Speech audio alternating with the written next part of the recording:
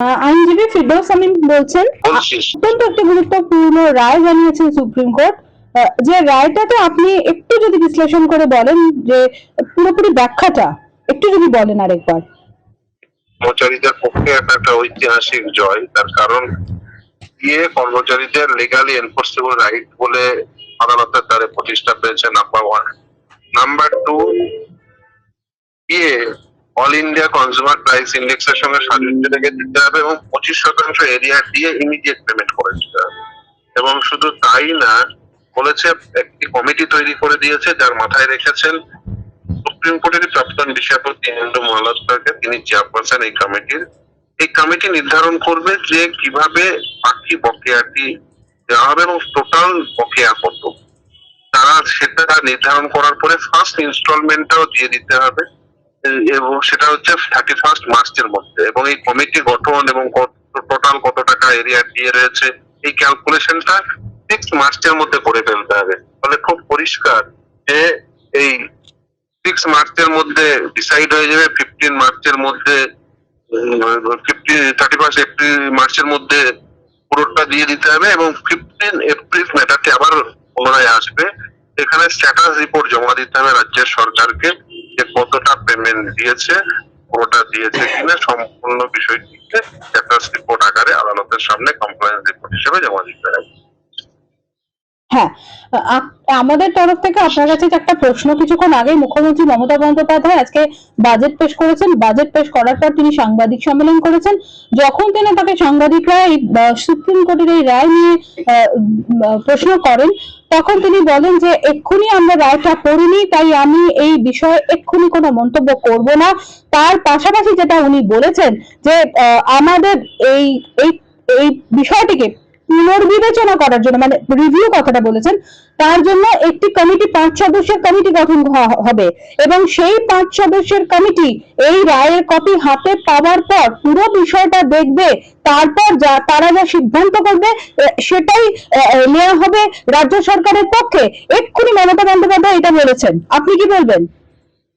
উনি পড়েননি তো, ওনার পড়ার জন্য এক্ষুনি আমি নবান্নে মনোজ মুখোপাধ্যায়, যিনি মূল মামলাকারী, পৌঁছে দিয়েছি। মানে যাতে উনি পড়তে পান তার সব বন্দোবস্ত করে দিয়ে এসছে। উনি পড়ুন, যে ইমিডিয়েট বলেছে, ইমিডিয়েট মানে আজকে, ফলে ইমিডিয়েটলি 25% এরিয়া ডিআরটি দিয়ে দিন। আর না দিলে কি হবে সেটা আগামী 15 এপ্রিল যখন মামলাটি উঠবে সেদিন বুঝতে পারবে। ফিরদৌস, আমরা অনেক ক্ষেত্রে এরকম দেখেছি যে একাধিক সুপ্রিম কোর্টের দেওয়া রায়, হাইকোর্টের দেওয়া রায়, সেটা বিচারক যখন চূড়ান্ত নির্দেশ দিচ্ছেন সেটার পরেও সেটাকে ইমপ্লিমেন্ট করা বা সেটাকে কার্যকরী করা, এই বিষয়টা নিয়ে অনেক ক্ষেত্রে বিলম্ব ঘটছে রাজ্য সরকারের পক্ষে। এখানে সুযোগ নেই, সেই জন্য কমপ্লায়েন্স রিপোর্ট, এক্ষেত্রে সেই সুযোগ নেই, সেই জন্যই তো স্ট্যাটাস রিপোর্ট চেয়ে পাঠিয়েছে।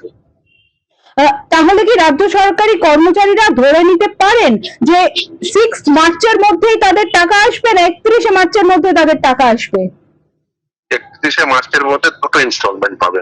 ইমিডিয়েটলি ফার্স্ট ইনস্টলমেন্ট 25%, তারপরে 31 মার্চের মধ্যে দ্বিতীয় ইনস্টলমেন্টটা পেয়ে যাবেন, যেটা কমিটি নির্ধারিত প্রথম ইনস্টলমেন্ট হিসেবে পরিগণিত হবে। একেবারে আমাদের ডিএ নিয়ে প্রশ্নের পাশাপাশি আমাদের পরবর্তী যেটা বাজেট নিয়ে প্রশ্ন, যে বাজেটে যে লক্ষ্মীর ভান্ডার, সেই লক্ষ্মীর ভান্ডারে সাধারণ মহিলা যারা, অর্থাৎ যারা সংরক্ষণ যাদের নেই, তাদের জন্য 500 টাকা বৃদ্ধি করা হলো এবং যাদের ওবিসি বা এই সমস্ত খাতে সংরক্ষণ রয়েছে তাদের জন্য 700 টাকা বাড়ানো হলো। এই যে বাড়ানো এই ভোট অন অ্যাকাউন্টে, এটা কি বলবেন আপনি?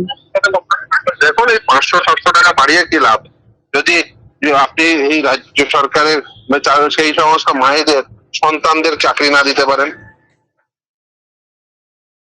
ফলে এইগুলো দেখুন, এইগুলো হচ্ছে উনি মানে এই পপুলার একটা স্টেপ নেওয়ার চেষ্টা করছেন, কিন্তু সেই স্টেপ নিয়ে কোনো লাভ হবে না।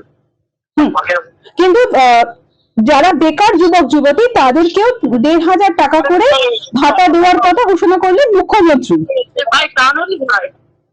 দেখুন, বেকার ভাতা তো এ রাজ্যে আগে দেওয়া হতো, ফলে এই রাজ্যে বেকার ভাতা যেটা দেওয়া হতো সেটা তো এই সরকারের আমলে বন্ধ হয়ে গেছে।